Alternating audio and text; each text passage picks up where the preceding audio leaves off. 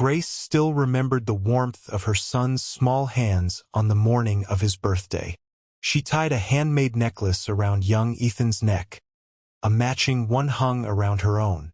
It was a simple gift, but it carried a promise.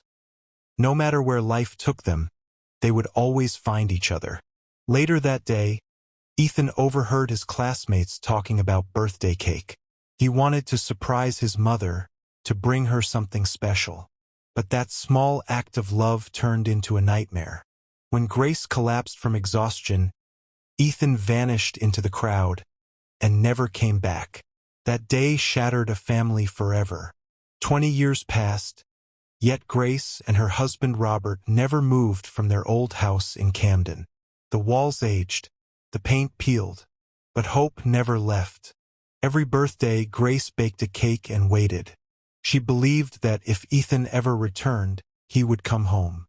And if the house was gone, so would their last chance. The town called them foolish. Their own relatives whispered that they should give up. But parents who lose a child don't stop waiting. They simply learn how to survive the pain. Unbeknownst to them, their son had grown into a powerful man.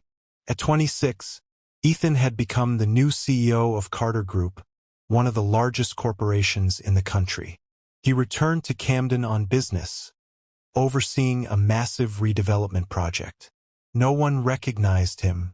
No one knew the broken child he once was, or the past he was about to uncover. One house stood in the way of the project, Grace and Robert's. Ethan's cousin Lucas, now a manager at Carter Group, was assigned to force them out. He mocked their poverty, ridiculed their faith, and waved $500,000 in their faces. But Grace refused. That house wasn't wood and stone, it was memory. It was love. It was the only place their son could find them. Lucas didn't care. Power had made him cruel. Drawn by an unexplainable pull, Ethan wandered into the old neighborhood. The streets felt familiar. The air felt heavy with memories he couldn't name. Inside the house, Grace showed him the necklace she had never taken off. And then Ethan saw it, the identical necklace resting against his own chest. In that moment, 20 years of separation collapsed into a single breath. A lost son had found his way home. Tears replaced words. Time stood still. After 2 decades of waiting, the family was whole again. But peace never comes without a test.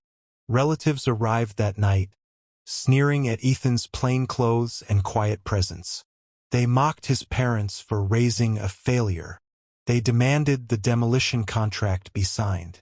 When Ethan refused to bow, violence followed. Using their influence, they had him dragged away, convinced they were untouchable. They were wrong. When Victor Moore, the regional director, arrived to handle the situation, the truth finally surfaced. The man they had humiliated, threatened, and imprisoned was none other than Mr. Carter himself, the CEO of the entire group. Panic spread like wildfire. Years of corruption, abuse, and illegal actions were exposed in seconds. Lucas and his allies lost everything they had built on arrogance. In the end, the demolition was canceled. The house was protected forever. And for the first time in 20 years, Grace lit birthday candles without tears in her eyes. Ethan sat between his parents, holding their hands. He didn't need power. He didn't need revenge. He only needed home. Sometimes the people the world looks down on are only silent until the truth stands up.